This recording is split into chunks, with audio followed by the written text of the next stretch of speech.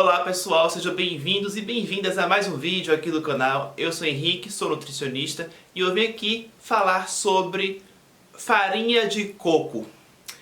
Vou falar um pouco da composição, dos benefícios, da forma que a gente pode se beneficiar, a forma de uso.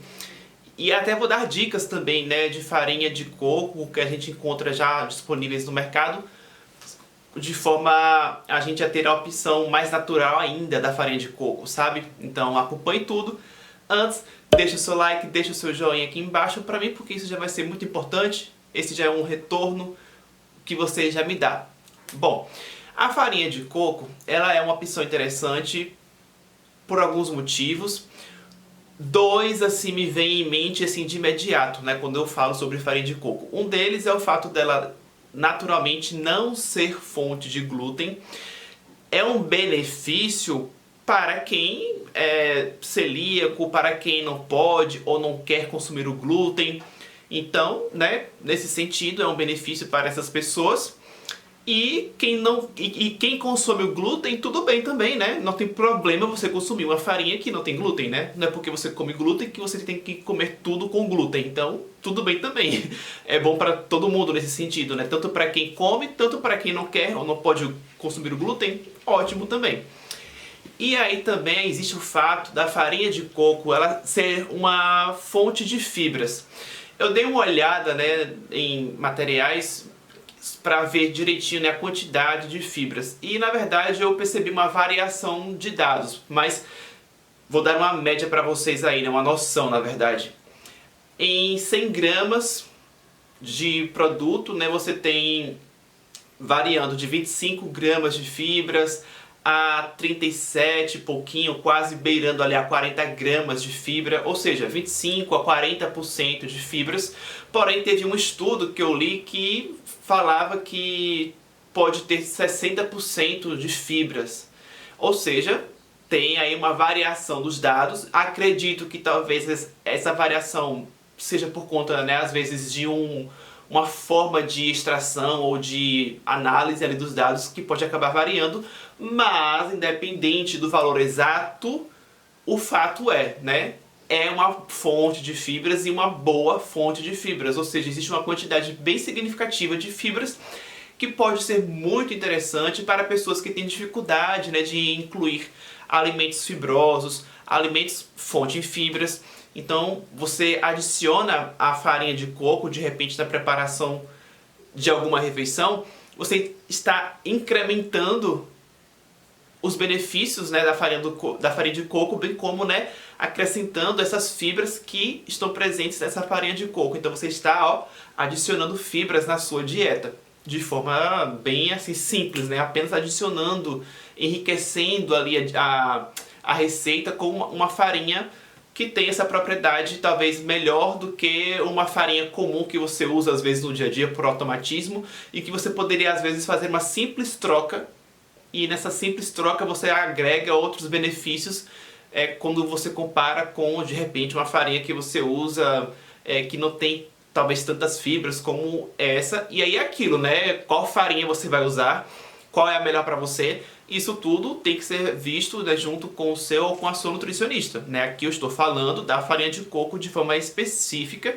e estou enaltecendo as fibras porque, enfim, é algo a ser enaltecido porque é muito valioso, esse teor de fibras que existe em uma farinha de coco. Há também, eu tô aqui já com dois produtos, daqui a pouco eu vou mostrar para vocês. Existe também o teor de carboidratos, de proteínas, de gorduras, não é só fibra, então normal, tem também esses outros nutrientes aí. Mas outra coisa que eu queria destacar é que justamente por ser fonte de fibras, a gente pode ter esse benefício de duas formas aí que me vem em mente também assim de imediato, Antes de eu falar, peço que você se inscreva no canal se você ainda não faz parte. Aqui embaixo tem um botão vermelho escrito inscrever-se e do lado tem um sino. Clica no sino, vai abrir uma janelinha, selecione nessa janelinha a opção todas. E também verifique aí no seu aparelho de celular se as configurações estão habilitadas para que você receba essas notificações. Combinado? Bom, os dois benefícios assim, no dia a dia, na prática, que eu quero destacar aqui é que você pode ter um auxílio muito bom, né, da farinha de coco, por ela ser fonte de fibras, como eu já falei, na questão aí de pessoas que têm um intestino preguiçoso. Essa pessoa pode se beneficiar com a farinha de coco nesse sentido.